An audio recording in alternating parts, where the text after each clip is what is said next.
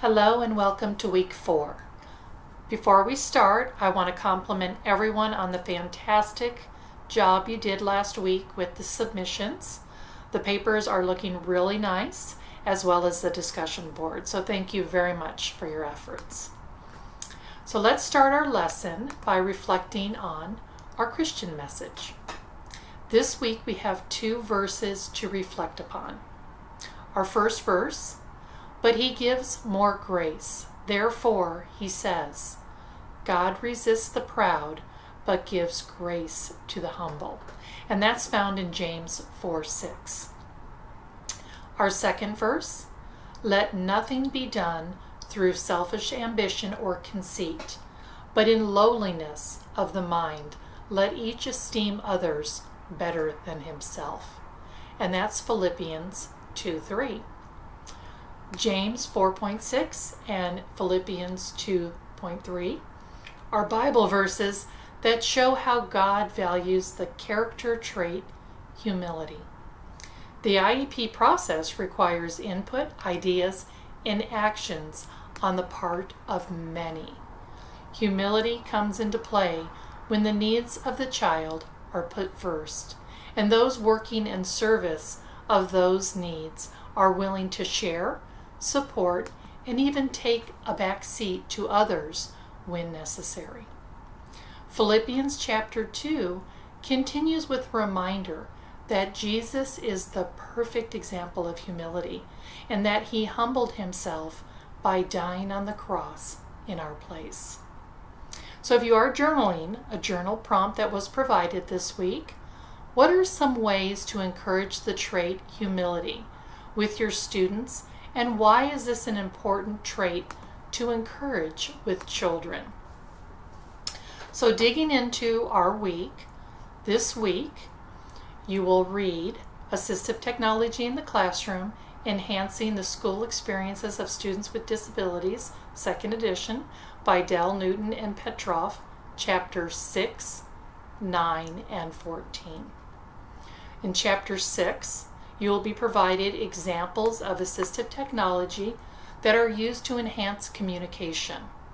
The first part of the chapter provides an understanding of students who are deaf or hard of hearing, as well as technology examples to support students with such disabilities.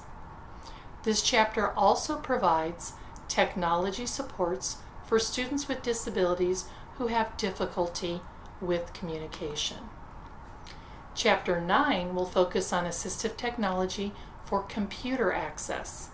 Examples of keyboard, mouse, as well as input and output devices are explained and reviewed.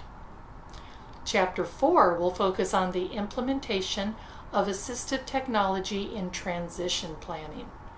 An IEP team will develop a transition plan for students transitioning from high school to college. At this time, students will transition from an IEP to ADA accommodations and possibly 504 accommodations. The difference of these 2 supports are explained.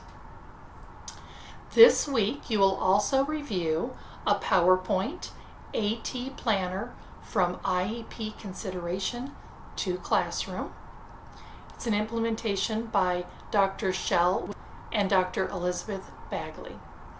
You'll also review a PowerPoint, Assistive Technology, a tool recruiting and retaining individuals with disabilities by Linda Andrews, Melissa Day, Joanne Kelly, Taylor McConaughey, Lou Smith, and Pam Winpigger.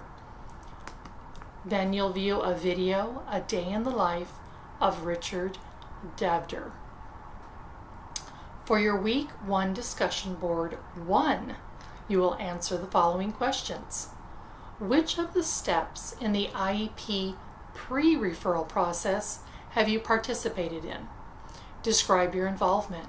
What did you do? Who else was part of it? Did the process go smoothly? What was the outcome? Are you confident in your understanding of the process? If not, what can you do to gain more confidence?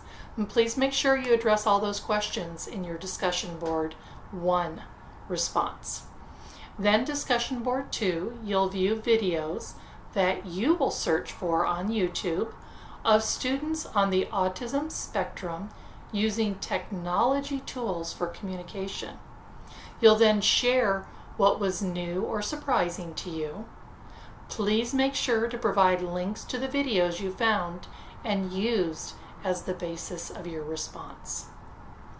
You'll submit assignment 3 this week, and these are your AT Tools inventory sheet. So each week you are asked to try out a technology tool specific to an area and answer the provided questions. Week 1, you looked at a writing assistive technology tool. Week 2, a reading assistive technology tool. Week 3, a math assistive technology tool. And week 4, a communication assistive technology tool. So make sure you have all those areas covered prior to your submission.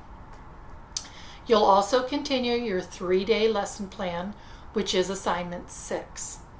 For this assignment, under the link on your Blackboard, you will find a very detailed instructions on the expectations of this assignment. Please review the instructions and expectations. There are portions of this lesson you will need to implement and analyze prior to the week of submission. So you don't want to wait till the last minute on this assignment. You'll continue working on your e-portfolio assignment, and you'll use the information from this week to update your portfolio. Please continue to review the rubrics before submitting your papers. This does include the discussion board post and responses. Please also know that I'm here if you have any questions or concerns.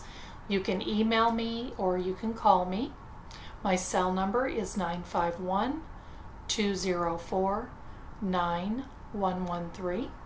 And of course my email is Jean, Jean, Martin, Martin, at cui.edu. I do pray that you have a very blessed week.